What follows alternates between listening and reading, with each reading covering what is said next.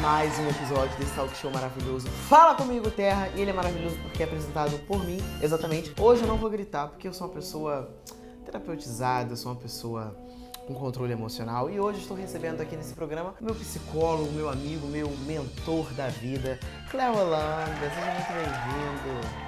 Muito prazer, Patrícia. Uma alegria muito grande poder estar aqui nesse teu programa. Espero contribuir da melhor maneira possível e trazendo informações relevantes aí para o seu público. Estou muito feliz, Cléo.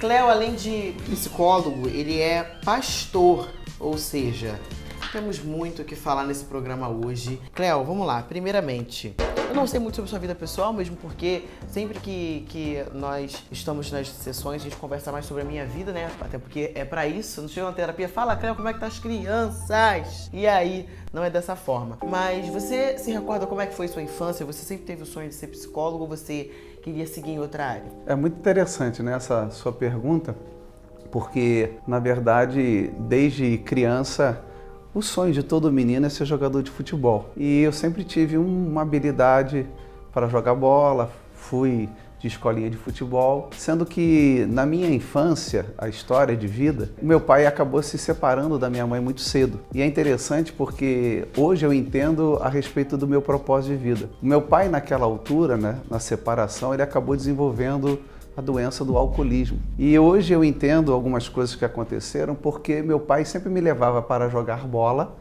mas também ele bebia. E na volta do futebol, né, na volta ali do Maracanã, ele ia contando os seus problemas para mim. E eu, uma criança de 4, 5, 6 anos, eu sempre tive esse viés de ouvir pessoas, ouvir problemas. E aquilo dali foi, acredito, me amadurecendo, e eu sempre fui interessado em saber e ajudar pessoas. Então, depois da minha infância, adolescência, e então depois com o Evangelho, eu pude desenvolver mais essa parte, né, de escuta, de ajudar pessoas.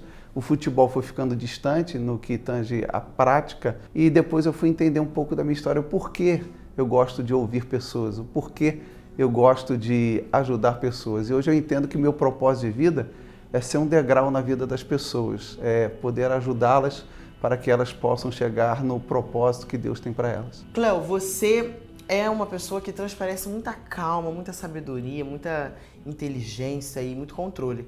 Você teve uma fase na sua adolescência que você deu a louca assim, ai... É muito interessante essa sua pergunta. Eu tô adorando esse divã aqui. Porque, na verdade, a fase da aborrecência, né? Isso. E na fase da aborrecência, você sabe muito bem que há diversos tipos de desdobramentos de uma separação de um pai com a mãe. E um pai que hoje, né, é bom ressaltar que meu pai hoje já não bebe há 30 anos. Isso, ele venceu o alcoolismo, isso é fantástico. Mas nessa fase da adolescência, começando a me envolver, né, com amigos que, digamos, não possuíam comportamento ou os comportamentos funcionais, eu comecei, né, a me envolver muito com as questões de galera, né, de bairro A com bairro B. E por incrível que pareça, eu não tenho essa estampa, mas eu já fui muito frequentador de baile funk, de briga. Mentira! Cléo, eu nem imagino você. É verdade. Eu nem imagino. E por incrível que pareça, eu fui o primeiro jovem adolescente a ir num baile funk que era morador do Maracanã. Tanto é que depois o Maracanã veio ter a galera do baile funk 464, Praça Hilda, quando na verdade fui eu, juntamente com um amigo meu, Rodrigo. E é interessante ressaltar que, também ligado ao meu propósito de vida, nós íamos para o baile funk e quando chegávamos de madrugada, a mãe dele, cristã, estava lá de joelhos orando por nós. E quantas foram as vezes que antes de eu ir para o baile funk para brigar, ela colocava o azeite ali, né, e ungia para proteger a mim e o filho dela. Muito interessante. Então depois eu entrei no esporte, que foi no caso não o futebol, mas o jiu-jitsu. E o esporte é uma ferramenta terapêutica maravilhosa para desenvolvimento de disciplina, saúde mental. Então comecei a me dedicar no esporte e aí fui desconectando dessas pessoas, quando na verdade depois eu me tornei professor de jiu-jitsu, muitos deles. Caramba. Então, na fase da aborrecência foi importante por causa disso. Eu imaginava que você havia nascido já no berço evangélico, então você não nasceu no berço evangélico, você se converteu depois. Eu me converti com 19 anos, exatamente pós esse período da aborrecência. E aí minha irmã, ela veio a se converter, minha irmã mais velha do que eu, a irmã do meio, veio se converter. E então ali ela me presenteou com um livro, Os Atletas de Cristo, que a capa era o Jorginho. E como eu gostava de futebol, ela usou essa estratégia de evangelização. Então ali depois eu comecei a frequentar a igreja e então aí depois eu me converti. E você enxerga hoje um preconceito das pessoas com o fato de você ser psicólogo e também ser pastor de uma igreja?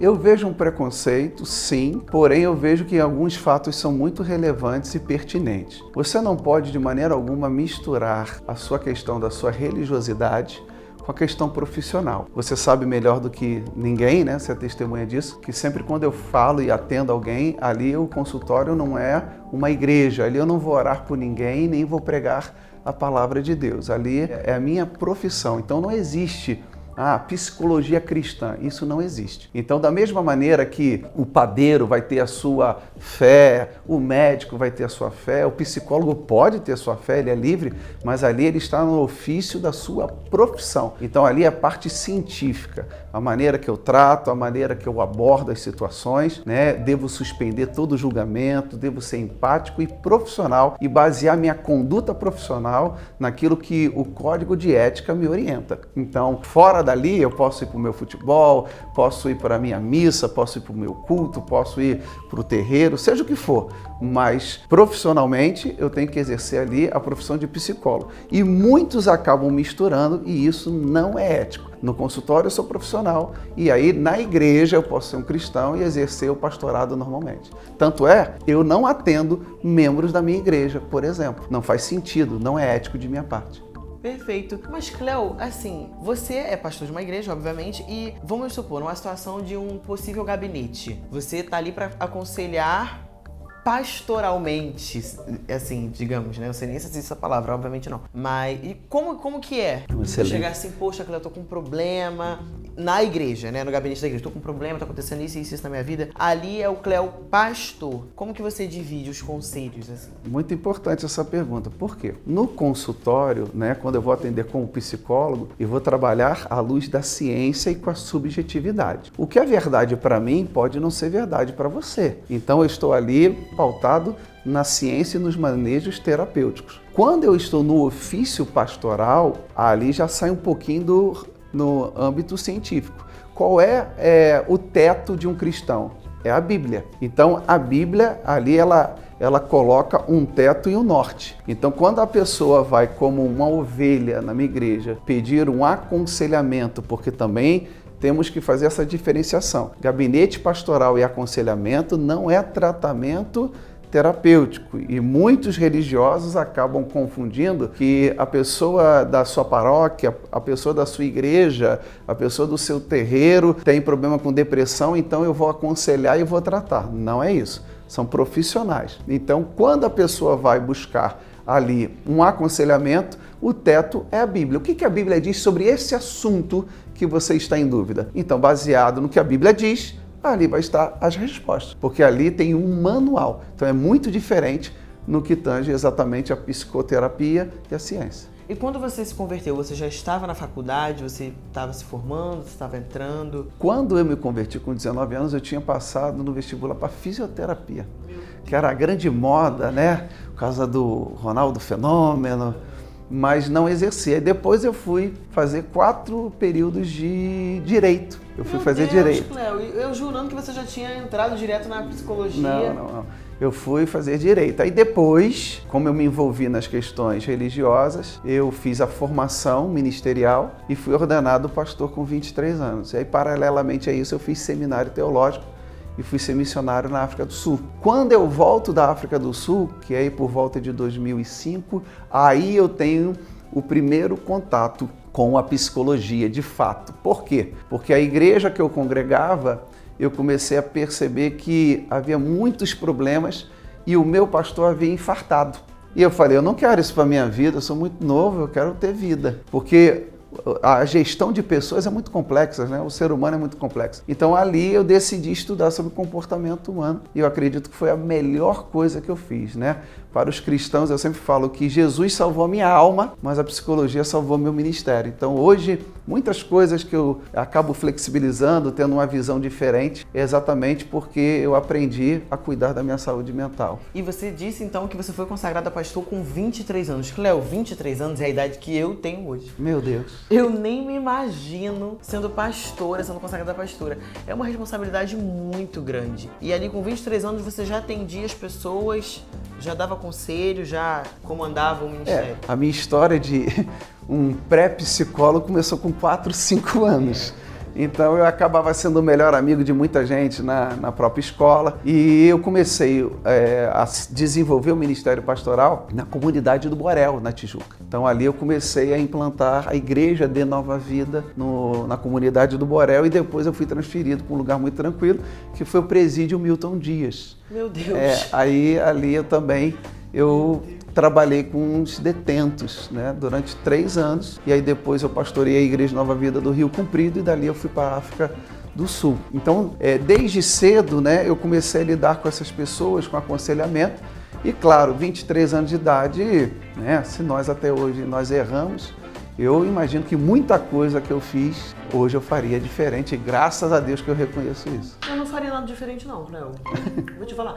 Eu até falei sobre isso nas minhas redes sociais, porque as pessoas se assustam, né, com o fato de eu ter 23 anos e ser uma mulher formada, ser uma mulher independente, ter passado por tudo que eu passei e ter tudo que eu tenho e ainda ter muito tempo para conquistar muita coisa. E eu acredito que hoje eu só sou o que eu sou mediante as coisas que eu passei e que me fizeram amadurecer. Então você acredita que o que amadurece a pessoa são as experiências que a vida obriga a gente a ter maturidade para lidar? Ou a maturidade vem com o tempo mesmo, a cabeça vai se formando conforme vai passando o tempo? Eu gosto muito, por isso que eu sou apaixonado pela psicologia. Aqui no mundo a gente fala assim, uma coisa é uma coisa, outra coisa é outra coisa. Na psicologia a gente chama isso de caminho do meio. Uma coisa é uma coisa que também pode ser uma outra coisa. Eu acredito que nós adquirimos experiências através dos nossos erros, né, vão amadurecendo, situações que vão nos permitindo desenvolver a resiliência, porque a resiliência é um comportamento aprendido que é desenvolvido através de estresse e de traumas que passamos, né, e que saímos mais fortes de como entramos.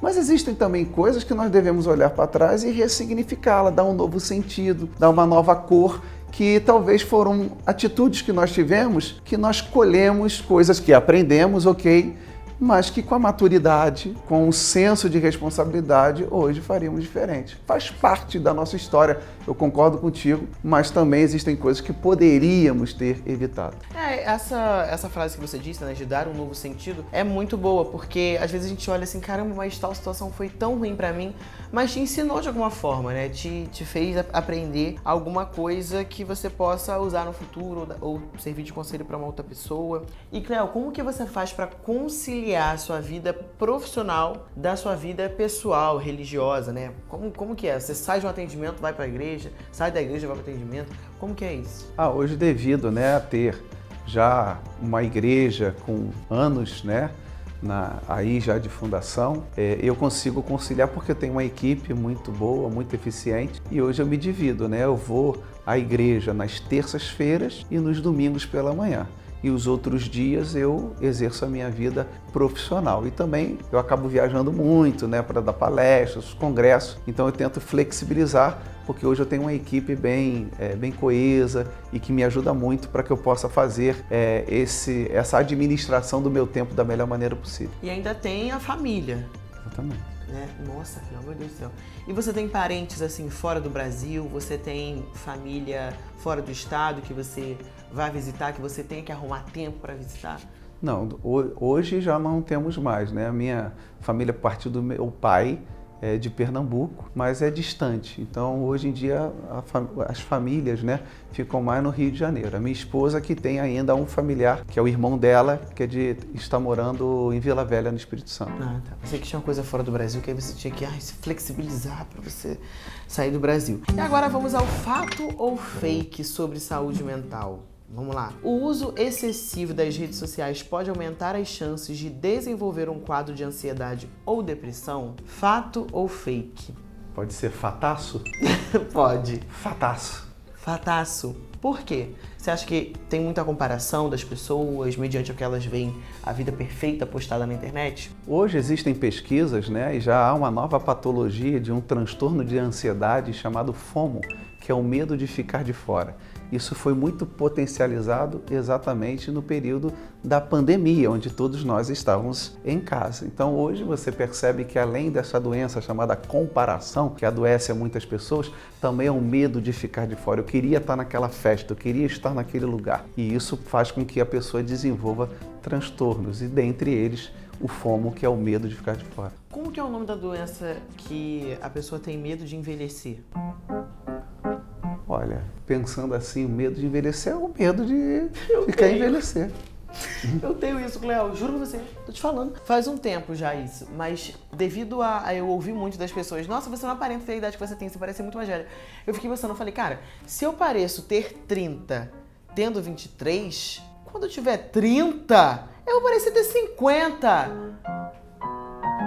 Preciso fazer um botox. Lembrando assim, né, termo técnico no momento eu não me lembro, mas isso é um dos medos que todas as pessoas acabam possuindo. No teu caso, eu acredito que depende da ótica e da percepção, porque eu acredito que essas pessoas falam exatamente no que tange o seu amadurecimento e a sua responsabilidade. Então isso faz com que você acabe tendo essa percepção, não, eu estou velha, eu sou velha. Não, é um amadurecimento, como você fala, como você se posiciona. Isso aí você não pode deixar de desenvolver uma crença, né? Porque crença também são desenvolvidas com palavras repetidas durante muito tempo.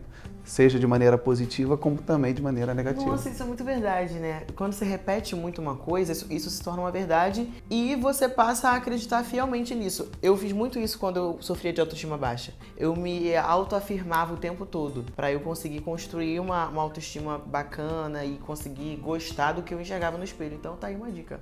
Comprovado, selo Cleo Holanda, carimbado. Ansiedade é mais comum acontecer em pessoas que têm muito tempo livre ou são desocupadas. Fato ou fake? Pode ser os dois. Por que seria fake?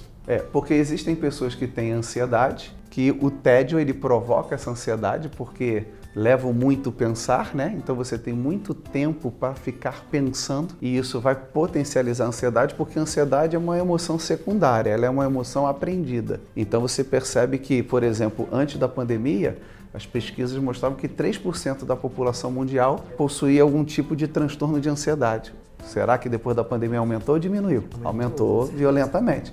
Então, mostra que a ociosidade, o tédio, fez com que desenvolvesse. Que também existem pessoas que elas fazem tantas coisas que elas acabam tendo essa ansiedade desregulada, ou seja, esse ativismo, o ativismo potencializa também uma ansiedade disfuncional. Então você pode cair nos dois lados. Quais são os sintomas de uma crise de ansiedade?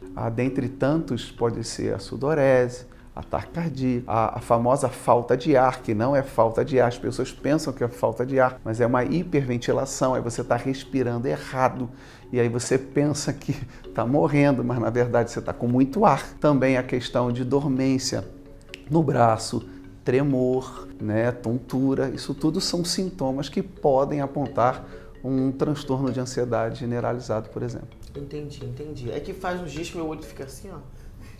Para de rir, gente. O nome disso é estresse. É estresse, então é acúmulo de estresse. E o que é o estresse? Então, tá. O estresse... Sério, falando sério. Do nada meu olho fica assim, ó. Do nada. Os espasmos, né?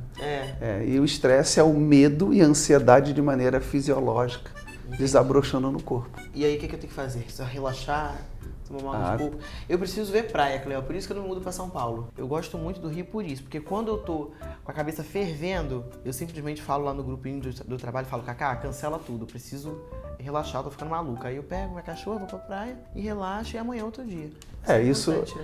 Sair com o cachorro, ir para a praia, sair com os amigos não é uma terapia, mas é terapêutico. Então, quando você está estressado, geralmente o teu estresse tem nome e sobrenome, são situações específicas. Então, quando você distrai, você procura trabalhar o desenvolvimento de necessidades emocionais básicas como o lazer, isso também faz com que venha ajudar a regulação da tua ansiedade, assim como também uma boa alimentação e atividade física. Boa alimentação, tá vendo? E esse buffet cheio de bolo aí aqui no estúdio, misericórdia. Depressão é falta de Deus, fato ou fake?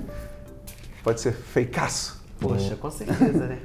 Isso daí isso é de uma ignorância que quem fala isso, desculpa, já tinha que ser preso.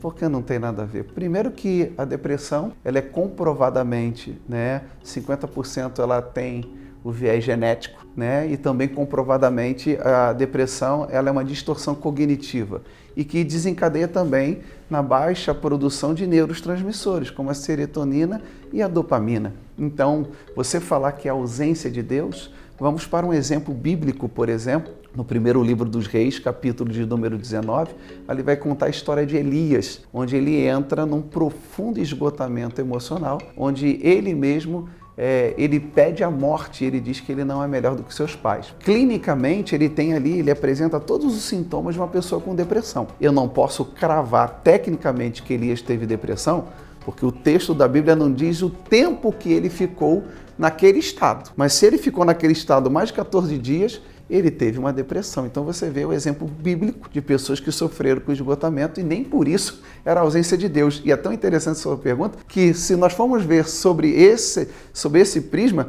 Elias naquela época era a maior autoridade constituída por Deus. Ou seja, não existia homem na terra maior do que Elias. E ele sofreu desse esgotamento. Então... Sim. É porque, assim, tem muita gente, pelo menos de onde eu vim, né, que acha que a depressão, ela está ligada à falta de coisas. Estou sem dinheiro, estou na depressão. Estou sem minha família, estou na depressão. Também, isso pode desencadear, acredito eu. Mas eu conheço muitas pessoas que são ricas, que fazem tratamento para tratar a depressão, justamente. Tomam medicamento e tudo mais. Então, na verdade, a depressão ela não está ligada a absolutamente nada do cenário da vida da pessoa. É simplesmente uma tristeza, uma angústia profunda, é um esgotamento emocional na qual a pessoa não aguenta mais e chega a esse estado, correto? Pode também ser depressões episódicas. Você perde o emprego, você perde um ente querido, né? Como eu falei, algumas depressões elas são desenvolvidas por uma distorção cognitiva. Então, tanto uma falta pode também causar, como também o excesso. Quantas são as pessoas que têm tudo, né? Entre aspas, tem muito dinheiro e falam assim, olha, eu não tenho mais para onde mirar, eu não tenho para onde meus objetivos já se foram, então pode dar esse vazio. Porque a depressão, ao contrário do que muitos pensam, não é uma tristeza profunda, mas é um vazio. Porque tristeza é uma emoção universal, todos nós temos tristeza, né? E a tristeza é uma das emoções mais lindas e mais poderosas, porque ninguém gosta de ficar triste. Porque a tristeza, ela tem como função e missão a reflexão. Nós não conseguimos refletir se estamos felizes, alegres, mas na tristeza você consegue refletir. E, por exemplo, a tristeza ela tem um poder de conexão que nenhuma outra emoção tem. Por exemplo, se eu perguntasse para você, Patrícia, quem são as pessoas que você mais considera e mais você é grata na sua vida? Você vai falar 3, 2. Eu vou falar, mas por que, Patrícia? Você vai falar, Cléo, é porque no momento mais difícil elas estiveram comigo. Então a depressão, ela não é o viés da tristeza, é um vazio que a pessoa sente, é um senso de desesperança enorme, a vida fica preta e branca, sem sentido e sem sabor. E um dos apontamentos básicos, né, e bem populares que podemos ter para ajudar as pessoas é perda de desempenho e vitalidade. Aí a pessoa, você começa a olhar, ela pode estar com depressão, que pode ser leve, moderada ou grave. E quando chega o estado onde a pessoa precisa se medicar? No moderado e no grave ou no leve ela já precisa fazer os medicamentos? O que nós consideramos, à luz da ciência, como patologia? Algo é patológico quando começa a afetar as minhas relações interpessoais e começa a trazer prejuízo no meu dia a dia. Ao contrário do que muitos pensam, eu agradeço até essa pergunta, porque tem muitas pessoas com preconceito de remédio. Isso aí é uma ignorância enorme. Não vou tomar remédio não, que é coisa de maluco. Quem disse isso? O problema é que existe diferença entre remédio de tarja vermelha e de tarja preta. O remédio de tarja preta, ele não é que vai te deixar maluco, é que ele tem que ser usado com prescrição médica e com orientação e acompanhamento clínico. O problema é que as pessoas começam a tomar e aí tem aquele contatinho do vizinho da farmácia que arruma o remédio sem clandestino. Toma de qualquer jeito. Então, o uso de medicação é muito importante Por exemplo, na minha abordagem na psicologia, que é a terapia cognitiva comportamental, as pesquisas mostram que uma mudança cognitiva da pessoa demora de 60 a 90 dias. Então eu vou trabalhar ela com um quadro de depressão umas 12 semanas. Ela pode apresentar uma melhora, mas como você falou, tem a leve e tem a grave. Quando ela faz uso da medicação, o remédio não cura ninguém, mas o remédio tira o sintoma. Então vai fazer com que o organismo dela produza e com a terapia ela vai ter uma melhora mais rápida e mais acentuada. É importante ressaltar que se só tomar o remédio e não fizer a terapia, o que vai acontecer? Quando parar o remédio, vai voltar. De novo. E pior, né? É que eu vi esses dias na internet, né, algumas pessoas citando que fazem uso de alguns medicamentos controlados e que, assim, tem alucinações e etc. Então, eu acho que, de fato, é uma coisa bem séria para pessoas irresponsáveis, infelizmente, fazer uso dessa forma desgovernada, pegando receita com o vizinho. Não pode, gente. Não faça isso. Procure um profissional. Depressão e ansiedade podem causar sintomas físicos na pessoa? Fato ou fake? Fataço. Lembrando também que é importante ressaltar que todo depressivo é ansioso, mas nem todo ansioso ele é depressivo. Existem muitas pessoas que, por um quadro de ansiedade muito forte, né, como o transtorno de ansiedade generalizado, que pode desenvolver depois a depressão e também o transtorno obsessivo compulsivo TOC. Por quê? Porque como a ansiedade ela exige muito do organismo, pode levar a pessoa à exaustão. Mas nem todo ansioso é depressivo, mas o depressivo necessariamente ele vai ser ansioso. Essa é para as mães. Mimar muito os filhos pode causar depressão neles a longo prazo? Fato ou fake? Em cima do muro. Por quê? Seria muito, assim, cravar algo, porque tem vários tipos de atravessamentos. Por que a pessoa que mima pode causar depressão? Então, baseado um pouco nessa pergunta, vamos dizer que esse indivíduo ele foi muito super protegido. Então, o super protegido, ele foi mimado e ele desenvolveu, então, baixa tolerância à frustração, porque ele nunca ouviu não. Então, a partir do momento em que ele vai crescendo e a vida vai se apresentando a ele, e ele começa a receber alguns nãos da vida e não tem mais a mamãe para poder suprir essa necessidade emocional, ele pode vir a adoecer. E ao adoecer, se ele interpretar aquela situação de uma maneira extremamente negativa, ele pode sim deprimir. Assim como também, já imaginou, ele, além disso, ter uma tendência genética de parentes que já sofreram de depressão? Nossa, tem isso também? Sim, 50% da depressão, ela tem o viés genético. Tanto é que também pessoas que sofrem de depressão já sofreram, tem que fazer uma manutenção, tem que estar sempre prestando atenção, porque o risco de 2 anos depois apresentar um novo episódio, né, de uma depressão é também possível. Nossa, eu não sabia dessa. Falta de exercícios físicos contribui no desenvolvimento de ansiedade ou depressão? Fato ou fake? Fato. Tanto é que quando vamos falar de depressão, a famosa e poderosa vitamina D, que fez sucesso aí no período, né, da pandemia, todo mundo, hoje tem vários médicos passando, né, o uso da vitamina D, que é o sol, né, a vitamina D que o sol também tem, né, esse nutriente, e a questão da ansiedade, porque a atividade física, ela faz desenvolver os neurotransmissores, né, e produz bem-estar, dopamina, endorfina e dá prazer. E a pessoa deprimida, né, com depressão, ela não vai ter isso. E a pessoa com ansiedade, é interessante que quando você está no consultório, uma pessoa tem síndrome do pânico,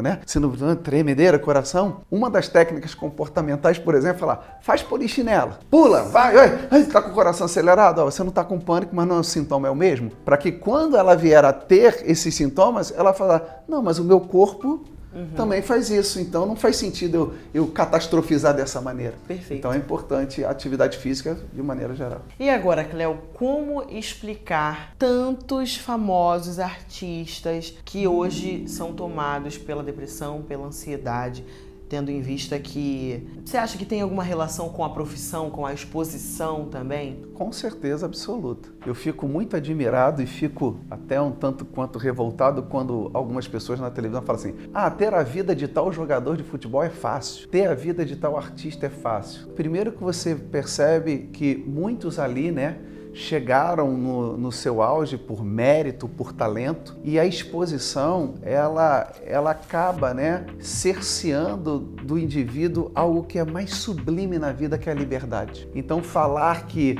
a Patrícia Ramos agora ela tem total liberdade, ela não tem total liberdade. Que me dera. Né? Não tem total liberdade. E isso, né, tem o bônus, tem muitas coisas boas, mas o ônus e o indivíduo, todos nós precisamos, né, de necessidades emocionais básicas como vínculo, lazer, espontaneidade, né, afeto. E o atleta, o artista, ele geralmente ele acaba sendo uma pessoa que ele busca muita validação do outro, ele busca agradar muito ao outro. E ele, onde é que está nessa história? Ele tem que acertar sempre, mas ele não pode errar. O atleta tem que estar sempre performando, ele não pode dizer que está mal, né? Nós temos um exemplo agora, que saiu uma entrevista, que o jogador de futebol que pediu liberação da seleção brasileira para ver o nascimento do filho, ele não apenas foi cortado da seleção, mas como a vaga dele na seleção foi colocada de lado, porque ele foi ver o filho. Então você vê como é que um indivíduo desse pode, né, ter saúde mental, ele tem que sempre fazendo as coisas para os outros. E os artistas acabam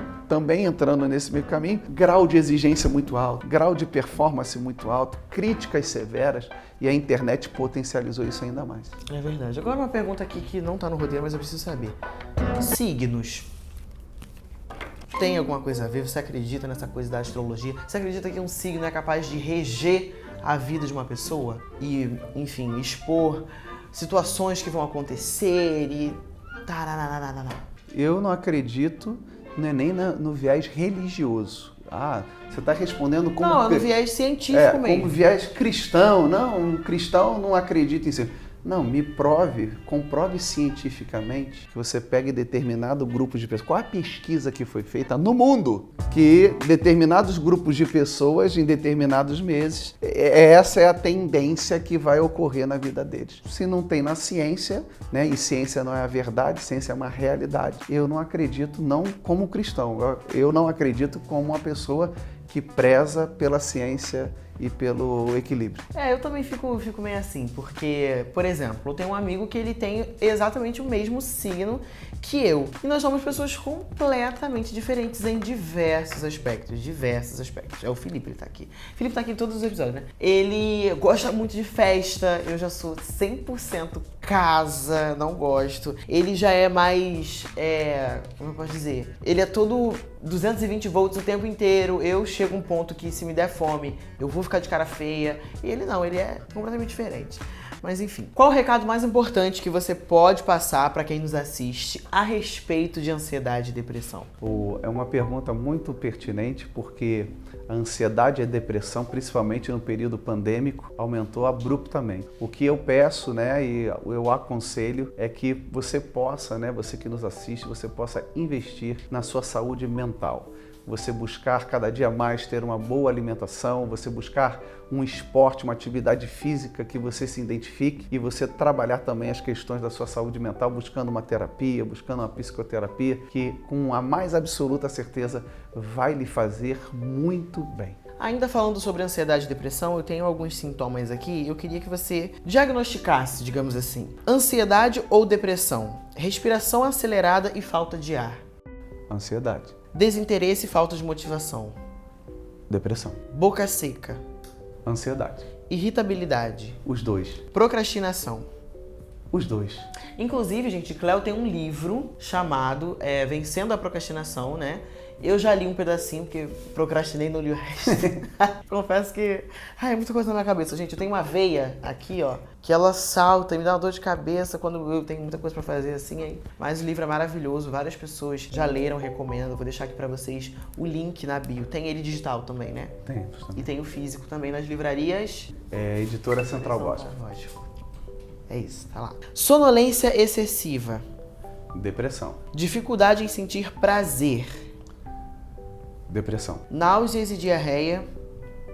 Ansiedade. Isolamento social ou reclusão. Depressão. Esse episódio ele vai ao ar em setembro, que é um mês onde as pessoas conscientizam, né, a sociedade ao combate ao suicídio. Eu queria muito que você desse um recado, primeiramente ressaltando a importância desse movimento e deixar claro também para família, amigos, para estarem sempre atentos, né, às pessoas que acompanham, às pessoas que as rodeiam. Porque às vezes tem gente na sua família, às vezes está do seu lado, que tem depressão, que sofre com crise de ansiedade e você não sabe. Quais dicas você pode dar para quem está nos assistindo ao perceber qualquer sintoma parecido com esse que nós acabamos de citar? É importante, Patrícia, né, nesse Setembro Amarelo, existe um ditado aí fora que ele não se aplica às pessoas, porventura, possam estar com desejo, né, de atentar contra a própria vida, que diz o seguinte: cachorro que late muito não morde. No caso do suicídio, cachorro que late muito morde, ou seja, não comparando o ser humano com, né, um animal de maneira alguma, mas se existe uma pessoa da sua casa, da sua família, algum amigo que está dizendo, né, se encontra desesperado, se encontra com um senso de desamparo muito forte e sem esperança, e ele começa a verbalizar que, eu sou um fracassado, a vida não tem sentido, eu não tenho perspectiva de futuro, e também a questão parece que eu me sinto preso nesse próprio corpo, você deve olhar com muito carinho e você deve observar e estar com ele em muitos momentos, fazendo com que exista uma rede de apoio, porque é importante ressaltarmos que 90%, Patrícia, das pessoas que se suicidam possuem transtornos mentais. Porém, 95% das pessoas que possuem transtornos mentais não se suicidam. Isso quer dizer o quê? Que se cuidar, não vai haver esse risco. E existe uma diferença entre ideação suicida e suicídio. Ideação, eu penso em morrer, né? Suicídio, eu tento contra a minha própria vida. Então é muito importante ter uma rede de apoio. Essa pessoa, você pedir para que ela, né, possa escrever enumerando as qualidades dela, ela ter uma caixinha que nós chamamos de caixinha de esperança. O que é isso? Ela tem uma caixinha com fotos da família, com objetos pessoais que ela possa vir e trazer ali, evocar memórias saudáveis. Também ela praticar, né, atividade física, que é muito importante, e, obviamente, desenvolvimento de habilidades sociais, porque muitas vezes as pessoas acabam, né, dando cabo da sua própria vida, quando na verdade elas não queriam de fato a morte, mas elas queriam se ver livres de determinadas dores. E quando essa dor vem, é o quê? É que aquela pessoa ela se sente incapaz de resolver tal problema e tal situação. Então, se essa pessoa procura uma terapia, procura uma ajuda e ela começa a desenvolver mais habilidades sociais, ela tende, né, obviamente, a aceitar, ter uma maior aceitação diante do problema, ressignificar acontecimentos e seguir em frente, né, para que venha dar a volta por cima. Então, é importante, muito importante, nós acolhermos, não termos senso de crítica, falar reage, essas palavras não funcionam, reage, tenha fé, isso não cabe. É acolher, estar do lado e ser um canal, né, de Deus para ajudar essa pessoa. Cléo, já aconteceu com você de chegar algum paciente no seu consultório tão desesperado que você sentiu que aquele ali foi o último suspiro da pessoa, um último pedido de socorro? No consultório já não, mas eu já fui na casa, né, de um cliente, né, meu que estava já no terceiro andar da casa indo se jogar. E eu, juntamente com o funcionário da casa, nós conseguimos subir até o terraço e ali nós conseguimos, né, abraçar, acolher a pessoa e graças a Deus é uma pessoa extraordinária e hoje está bem, está progredindo. Foi uma situação bem pontual, mas que conseguiu vencer. E qual a importância também da terapia de casal? Você acha que a terapia de casal é mais importante, é tão importante quanto a terapia individual? Eu diria que a terapia, ela é fascinante porque eu acredito que é como nós comprássemos uma televisão. Quando nós compramos uma televisão, nós não lemos o manual da televisão. Eu nunca li o manual de televisão. Mas o que a gente espera que aquela televisão passe? Ela transmite uma imagem. Assim é a nossa vida, a gente transmite uma imagem. Mas será que nós nos conhecemos de verdade? A maioria das pessoas fala assim, Deus me conhece muito bem e eu me conheço. E é mentira. Então a terapia é um mergulho no autoconhecimento. Como você funciona? Por que de determinados comportamentos? E isso faz com que você comece a entender e compreender muitas coisas e passe a ter resultados extraordinários na sua vida. Então, existem pessoas que elas vão na terapia, por exemplo, quando estão com um transtorno de ansiedade, uma síndrome do pânico, uma depressão, e elas vão ali, resolvem um problema e vida que segue. Porém, existem outras que eu sou adepto, né, que fazem da terapia como uma academia. Ou seja, eu não vou para academia, imaginemos que eu vou para academia fazer musculação 2 anos, vou ganhar um corpo, mas se eu ficar mais 2 anos sem ir, eu posso perder aquele corpo que eu ganhei. Então a terapia ela é muito importante e ela é necessária quanto mais for preventiva, melhor. Porque tem muitas pessoas que já chegam na terapia com um quadro acentuado. Se todos tivessem a cultura, né, entendesse que terapia com psicólogo não é gasto, mas é investimento, certamente alguns problemas não existiriam. Então, nesse caso, se você procurar de maneira preventiva, é muito melhor. Agora, se procurar depois, ok. E na terapia de casal, o que acontece é que muitos casais, infelizmente, quando já chegam na terapia de casal, o casamento ali já está com muitas demandas e muitas coisas complexas, que aí se torna mais difícil até de poder ajudar. A felicidade é uma emoção ou um estado de vida? A felicidade é um estado de bem-estar de consciência plena. Corta. De novo. Isso é água. Caraca! É coral de...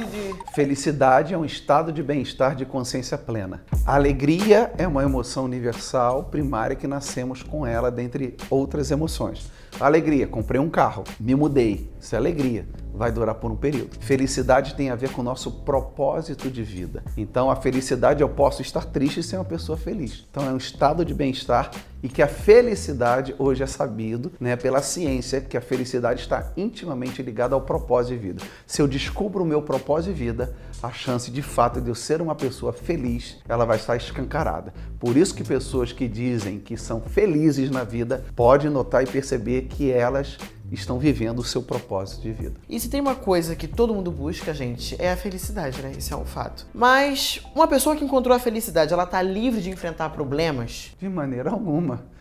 Pelo contrário, eu acredito que esse estado de bem-estar nada tem a ver com a ausência de lutas, mas a pessoa feliz, ela vai ter, né, vamos dizer assim, mais oxigênio emocional para saber lidar com as situações da vida e entender que nem tudo são flores. Porque também, Patrícia, teria graça que a vida com somente alegria? Teria graça? A gente só sabe que existe alegria porque existe a tristeza, né? Teria graça as biografias de todos que aqui estão, a nossa biografia, só com páginas de vitória? Então, assim, a felicidade não tem nada a ver com a tristeza. E a tristeza é importante para amadurecimento e para fortalecimento tanto do nosso corpo como da nossa alma e para quem acredita, do nosso espírito. Como usar a tecnologia e as redes sociais para contribuir para uma vida mais feliz? Usar de maneira saudável, obviamente.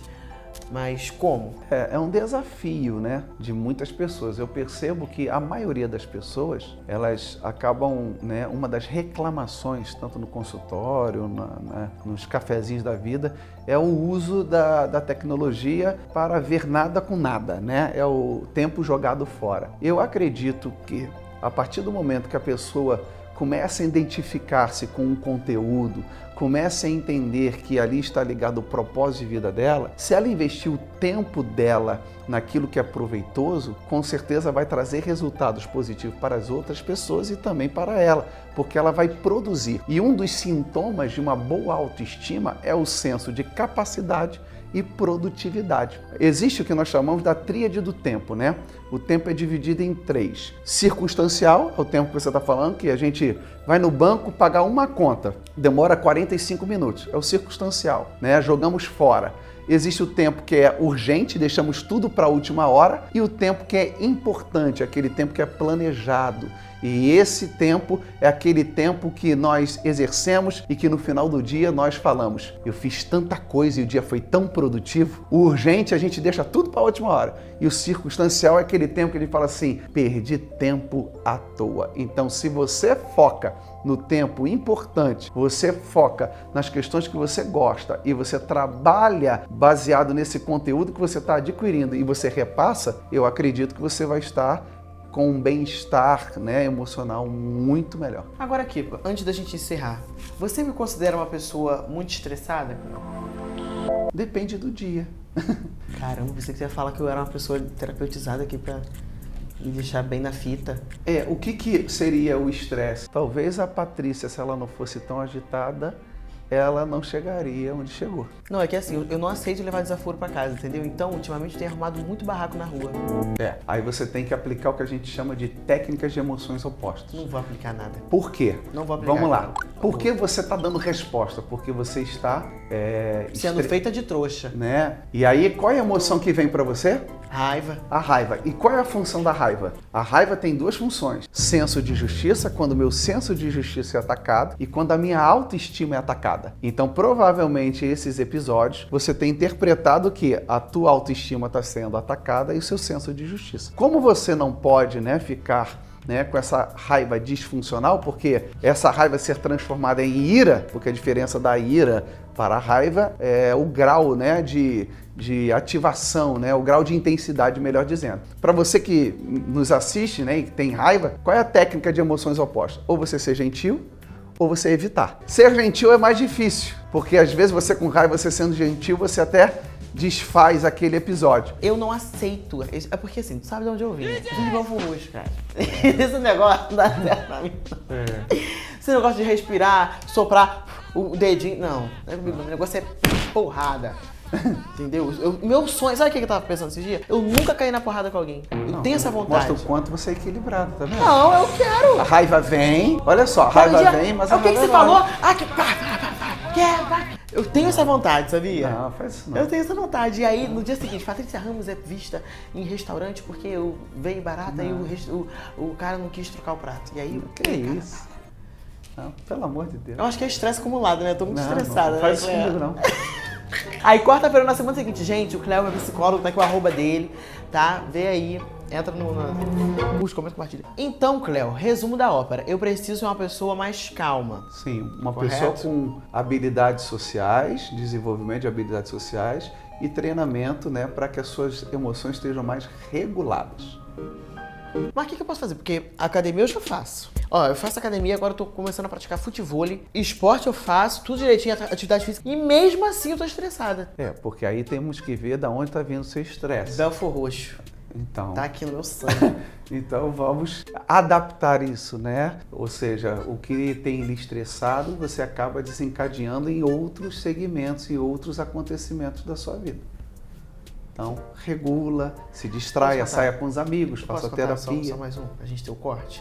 Vou te contar aqui, a última que me aprontaram. Sabe o que é? Não sou eu. São as pessoas que vêm até a mim para me tirar da paz. Estava eu no banheiro de um evento, na Santa Paz do Senhor, banheiro de mulher, tava cheio e tal, aquela coisa. Esperei minha vez, entrei e eu tava de vestido.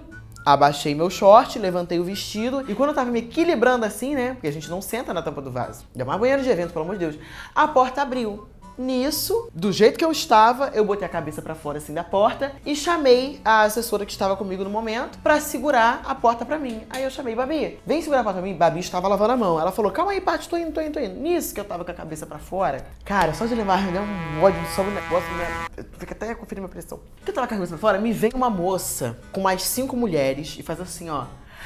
Eu sou muito sua fã! E eu assim, ó, segurando a parede, com o meu short arriado e meu vestido levantado. E com a cabeça pra fora, chamando o Babi pra Babi vir. E o xixi pingando, Eu olhei pra cara dela assim, eu não tive reação. Eu só pensei, meu Deus, ela não tá fazendo isso. Ela tá vendo o jeito que eu tô, ela tá vendo o cenário que eu tô vivendo agora. E ela não tá fazendo isso comigo. E as 5 amigas dela, poxa, você é maravilhosa, depois tira uma foto com a gente e tal. E eu, não, tiro sim, não dei confiança pra essa infeliz que pegou meu cabelo e jogou pro alto. Não satisfeita que eu não dei confiança pra ela, eu só respondi às meninas, eu falei, poxa, obrigada, vamos sim. Babi, vem segurar a porta pra mim, pelo amor de Deus. Chamando Babi, ela percebeu que eu deixei ela sem graça e continuou mexendo no meu cabelo. Ai, você é maravilhosa, que não sei o quê, deixa que eu seguro a porta pra você. Eu falei, eu não quero que você segure a porta pra mim, eu quero que você saia daqui. Não mexe no meu cabelo, por favor. Só que assim, eu falei sem pensar. Aí ela se afastou assim e saiu, Aí tranquilo, eu demorei no banheiro, Babi veio, segurou a porta pra mim, eu terminei de fazer o que tinha que fazer, saí, fui lavar minha mão. E ela tá numa distância absurda assim com as amigas dela e falando, nossa, se eu soubesse que ela era assim, eu não teria nem ido falar com ela, e que não sei o quê, e que é nojenta, e que é isso, e que é aquilo. E eu falei, Babi, e Babi me segurando, Patrícia, pelo amor de Deus, vamos embora daqui. Eu falei, não, Babi, deixa ela falar. Meu coração, tô doida, minha mão suando, e Babi, Patrícia, pelo amor de Deus, vamos embora. Eu falei, não vamos embora, vamos ficar aqui que eu quero ver o que ela tem pra falar. Aí ela meteu assim mesmo, Cléo, aqui na internet é uma coisa e pessoalmente a outra é completamente diferente. Aí eu não aguentei. Eu falei, vamos lá, Babi. Peguei Babi e fui lá. Aí eu falei, desculpa, eu tô escutando uma coisa, você tá falando de mim? Aí ela, eu tô. Eu falei, primeiramente, por que tu não vai falar na minha cara? Eu tô aqui do teu lado. Tá falando com as tuas amigas aí. Não veio falar comigo por quê? Tô aqui, pô, acessível, do teu lado. Aí ela, não, é que eu fui falar com... É que nós fomos, sempre falando das amigas, né? É que nós fomos falar com você. Eu falei, não, nós não veio falar comigo. Suas amigas falaram comigo. Você foi inconveniente. Aonde que eu tô agachada pra fazer xixi, com o xixi pingando, você chega, joga meu cabelo pro alto. Que confiança é essa que eu tô te dando? Ela, não, eu não puxei o seu cabelo. Eu falei, sua louca, eu falei que você puxou meu cabelo, eu falei que você jogou meu cabelo pro alto. Ela, eu não sabia, e assim, Cléo, de coração, eu não vejo problema você chegar, ai, Paty, poxa, encostando no meu cabelo, não tem essa restrição. Mas, pô, eu tava ali agachada e ela pegou meu cabelo, pá! E ela, eu não puxei o seu cabelo. Eu, sua louca, você tá comendo merda? Eu não falei que você puxou meu cabelo. E isso, o banheiro todo assim, quebra, quebra. A mulher tudo olhando no fundo assim, meu Deus, aquela menina da internet, aquela garota. E eu, ai, e falando com ela, eu falei, você foi, e assim, cuidado na cara dela, você foi inconveniente. E ela, nós fomos simpáticos. Eu falei, suas amigas foram simpáticas. Você foi inconveniente. E virei. Meu Deus. E aí a Babi, Patrícia, pelo amor de Deus, vamos embora daqui. Essas mulheres vão vir atrás da gente, vai bater na gente, que não sei o que. Eu falei, pois elas que venham. Porque eu malho braço, eu malho perna, entendeu? Tô doida pra acabar com essa night. E aí eu fui pro camarote do evento e finalizei minha noite. Fiz errado, Cléo? Totalmente. Totalmente. Eu tinha que chegar pra ela, olha, me desculpa, porque o meu viés, a minha criança saudável, infelizmente. Eu tinha que chegar pra ela falando assim. Vamos ser profundo na reflexão. Primeiro que você... Ah, detalhe. Opa, depois as piorou. amigas dela, desculpa, depois as amigas dela vieram me pedir desculpa porque ela estava alcoolizada. Eu quero saber que tá alcoolizada. Eu não quero saber, eu quero me defender, entendeu? Que me tirar de trouxa na internet é fácil, porque eu leio o comentário e acabou, ignoro. Agora, na minha cara, Cléo, não vai não, amor. Olha só. Não vai mesmo. Vamos tentar perceber. Você estava numa situação de uma grande vulnerabilidade. Isso é um fato, né? E quando nós ficamos, né, num viés, numa situação de vulnerabilidade, obviamente, ficamos mais vigilantes, né? Como você falou, que você já estava pedindo para sua amiga lhe ajudar. A situação já não era agradável. Então já existia ali um nível de ansiedade e, obviamente, vulnerabilidade com estresse vai dar o que a gente chama de ansiedade problemática. Então você estava ali, vulnerabilidade mais estresse, da ansiedade problemática. Não é você problemática, ansiedade. Então você já estava ali numa situação de ansiedade. Baseado nessa informação, ela estava alcoolizada. Quando nós bebemos, né, as pessoas que bebem, né, o álcool, ele tem um efeito nessa parte aqui do cérebro, o córtex pré-frontal, que é de tomada de decisão e reflexão. Tanto é que a gente fala que, ficou bêbado, falou um monte de besteira, porque a sua capacidade de reflexão diminui. Então, quando ela lhe vê, o que acontece? Ela tem dois pontos. Ela tem uma forte emoção, porque você, obviamente, representava para ela alguma coisa, né? Representava algum modelo testemunhal de trajetória de vida, gostava de você como artista, alguma coisa parecida. Então, houve um choque emocional e ela, sob o efeito do álcool, isso aumentou. Né? Tanto é que pessoas com o efeito do álcool tendem a ser, até mesmo mais agressivas e mais impulsivas. Calma. Tava no começo do evento. Não, mas tudo bem. Se você não tivesse dado essa informação, ela teve o impacto da emoção de te ver. E ela não ficou preocupada, tá vendo a Patrícia Ramos? Ela não tá sabendo. O ambiente, né? O local não propício, ela não focou nisso. E por sua vez, infelizmente, com todo respeito, baseado na sua fala, eu não a conheço, talvez ela não seja uma pessoa que tenha uma educação muito francesa, né? Não foi criada nos colégios de Londres, nem da França, nem de Paris. Então você vê que ela teve um comportamento, né, muito impulsivo, que até foi agressivo em algum momento, mas inadequado. Tanto é que as amigas depois foram lá, Patrícia e tal. Então, assim, é uma situação muito ruim para você, mas que nesse momento você talvez, né, aí você tem toda a capacidade, que você tem essas sacadas rápidas, se você usasse talvez um humor ali, tu quebrava ela. Que mané humor? Ai, Cléo, vou te falar um negócio. Ou mandava, espera um minutinho, meu amigo, você não tá vendo? a minha situação. Cara, mas eu fiquei passada. E as amigas dela vieram falar isso porque elas perceberam que a Sim, que foi a amiga inadequada, dela tinha claro. feito besteira, entendeu? Claro E ela que dizia, sim. que tava bêbada. Mentira, causada. Tava no começo do evento, 7 horas da noite. Só se ela bebeu em casa. Mas você vê que até as amigas desaprovaram a conduta dela. Então, assim, é claro que nós conversando aqui, gravando, né, eu sentado no sofá no ar-condicionado, a gente escreve 3 livros sobre isso. Não, tu sabe que eu não vou praticar nada disso que tu falou, né? Mas- Se amanhã ou depois isso acontecer de novo, eu vou fazer o barraco. Que eu não aguento, Cleo. Mas até- Esse é o meu espinho na carne. É o barraco. Até a tua regulação emocional, né, colocada em prática de maneira funcional, ela é protetiva para você, porque a pessoa pública é você. Não, outra coisa, gente, pra gente encerrar, juro. Eu tenho uma amiga minha que ela é nutricionista e tal, e ela é modelo também, um beijo, Thaís, te amo. E ela é bem magrinha, ela sempre foi muito magrinha. E aí uma mulher comentou numa foto dela, você precisa fazer uma dieta pra você mesma ganhar uns quilos. Ah, não aguentei, eu fui lá, mas eu esculachei a mulher. Você tá ativada, hein? Esculachei a mulher. Falei, não fala da minha amiga assim, quem é você pra falar? E aí a minha amiga falou, ela vai falar comigo, ela, Patrícia, apaga isso. Você esqueceu que você é famosa? Que isso pode ir pra um site de fofoca? Eu falei, ai, meu Deus, eu não tenho liberdade nem pra defender meus amigos. Que isso? Nós vamos aumentar as sessões de terapia, senão temos que ter uma imersão, porque a coisa... Cleo. Você falar que eu sou teu terapeuta, eu tô falando... Eu acabo de perder 100 clientes agora. Não, gente, não, é só nessas situações, entendeu? Quer me matar e você querer me fazer de boba. Mas em outras situações eu me considero uma pessoa muito equilibrada e madura. Tá tudo certo. Concorda aí comigo, que eu falo? Acredito, perfeitamente. Obrigado. É isso, chegamos ao fim do nosso episódio. Muito obrigada, Cleo. Esse agradeço, episódio Patrícia. com certeza foi um episódio muito construtivo pra muita gente. Acredito que foi muito esclarecedor pra muita gente também. Se você gostou, curte, comenta, compartilha, se inscreve no canal. Muito obrigada mesmo pela sua presença. Obrigado, Patrícia, pelo carinho, pela confiança e espero ter contribuído de alguma maneira para todos vocês. Deus Ó, abençoe. e na próxima temporada quero Rafaela aqui, hein? Por favor. Rafaela é esposa do Cleo e é psicóloga de crianças e adolescentes, né? Exatamente. Lá em Então- casa a DR é profunda e cheia de técnica. Eu imagino a discussão de vocês dois. Qualquer dia a gente conversa sobre isso. Gente, um beijo, tamo junto e até a próxima.